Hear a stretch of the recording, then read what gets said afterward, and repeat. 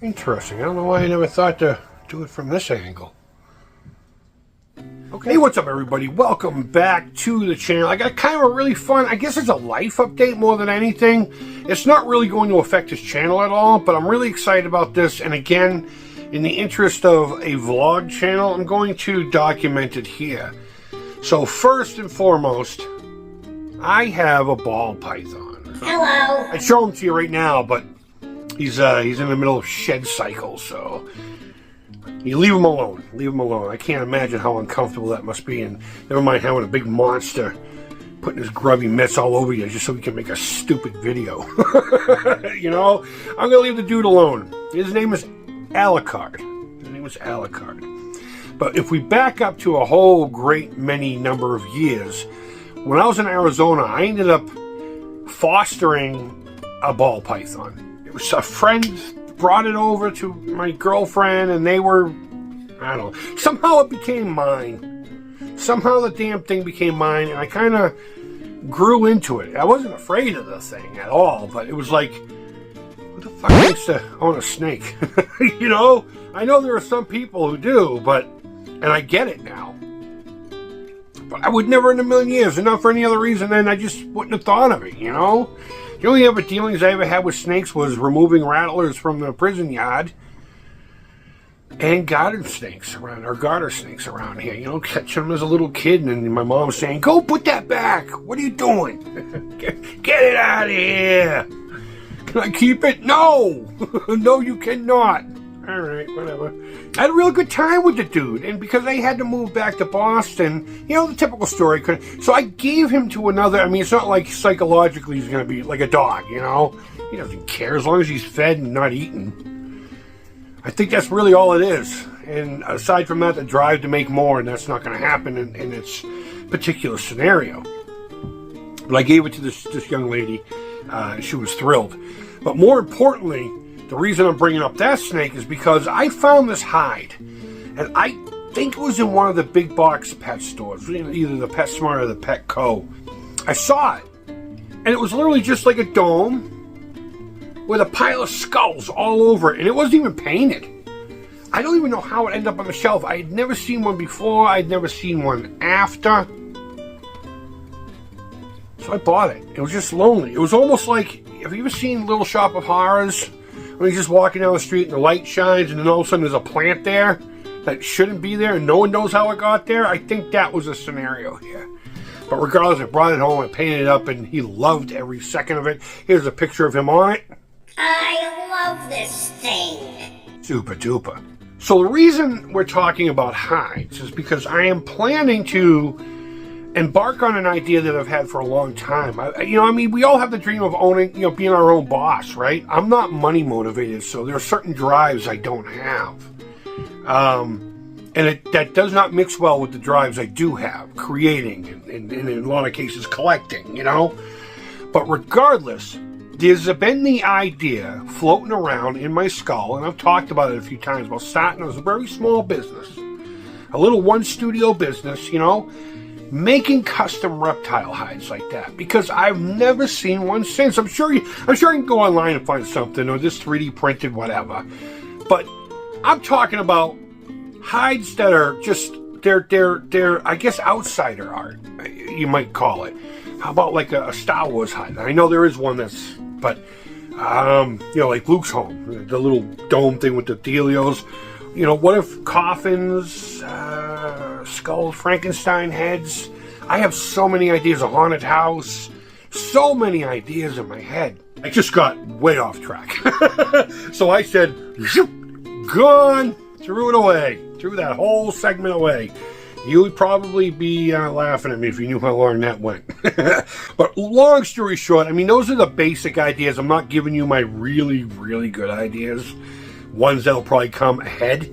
I suppose if this were to pick up any steam, what I would do is I'd make a couple of generic ones and then one really badass one.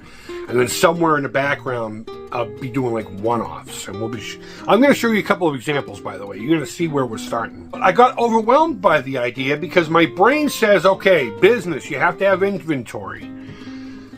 So I start creating different ones. And I'm creating other things. And unfortunately, when it comes to art and everything, I'm a manic artist. I literally start new things every day, or I add a little bit to something that I started, you know, just like that. I finally came to a realization the other day, light shined on Marblehead, that, you know what, dude, just do one to get started. Just do one to get started. So the idea here is I'm gonna try to raise up enough money. I got a few things here I can sell. It's gonna take me about $100, $150 to get the first batch really going. But I'm gonna take one of my examples here that I'll show you in a few moments, and I'm going to, you know, make a mold. I'm going to make like a legit mold. Anything you guys have ever seen me has been simple pour molds. I'm going to have to brush this one on and actually make a mother mold jacket for it, you know, all kinds of stuff, because I'm going to be doing slush casting. You know, and just do that and get one going, maybe 10, 15, 20 copies. My plan is also to offer them for you to paint at a discount. Whatever the case may be, I'm going to start with just one. I took everything else and I put it right here. The notes I have, believe it, I've been working on this for a while. I got a notebook just for this whole thing. A really nice notebook. And one of those ones that you can customize the cover and everything. I'm putting all the other designs to the side, and as I think of them, I'll just write them down. And if I'm inspired, I will go to that list and be like, what feels good today? Maybe next coming August, I'll start working on the haunted house one or something like that. I don't know, because in August is when I start feeling the Halloween season. So I'm going to get this one molded up, get a whole bunch together, whether I paint them all, whether I paint only a few, whether I paint none of them, regardless. I'm going to get the boxes ready and everything. I might even print up little labels. I still don't have a name. I mean, my art, I go by Milieu Macabre. If you go to anything on here, Instagram and TikTok mainly is what I post on. I do have a Facebook, Milieu Macabre. I'm hardly ever in there. Yeah, I don't have a name for these, you know, like creepy critter highs, or, you know, I don't know. If you have something clever, they're not all going to be horror related or spooky. There's going to be some sci-fi, and, you know, if I feel the need to make one that looks like, say, the Hocus Pocus house or something, you know, just an example, then I'll do that. But the main focus, is to get one of these put together, and I'm going to get those out, and I'm going to sell them all. I'm not even going to keep one. I'll just keep the master. I'm going to sell them all, and I'm going to take that money, and hopefully 50% of that will go back into more materials to create another one and more of the existing one, depending on the needs of the market there, the desire to purchase them. And then, you know, work on the other one and get that one all done up. I want to work my way into also an actual studio space. There's a place here in Melrose called Follow Your Art. It's a giant old Victorian house. And it's like $200 a month. I'd like to get to the point where I can rent one of their places and just spend 4 or 3 days or so creating, casting, molding, and painting, and then the next couple of days loading boxes and shipping them out, you know?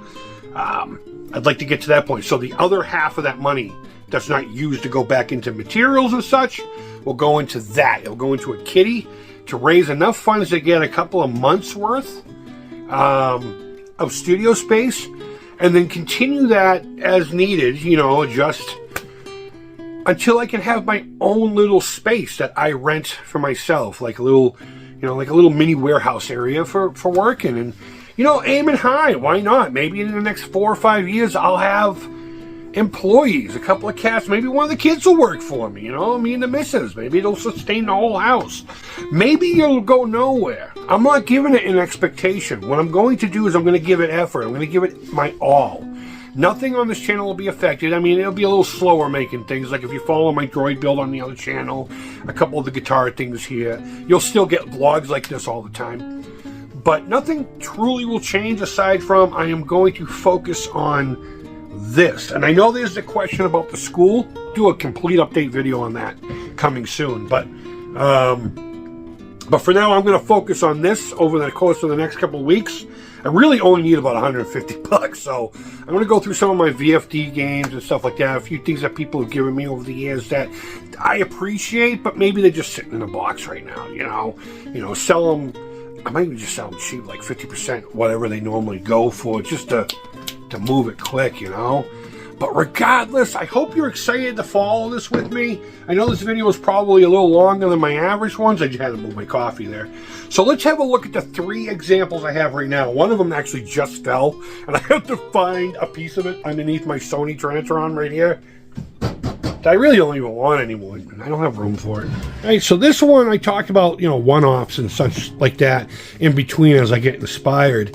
This is one I started for myself a while back, and it's I think what gave me the idea to begin with, because I mean at the end of the day what I want isn't out there, and so I'm going to create it and put it out there, and hopefully there are like minds like me.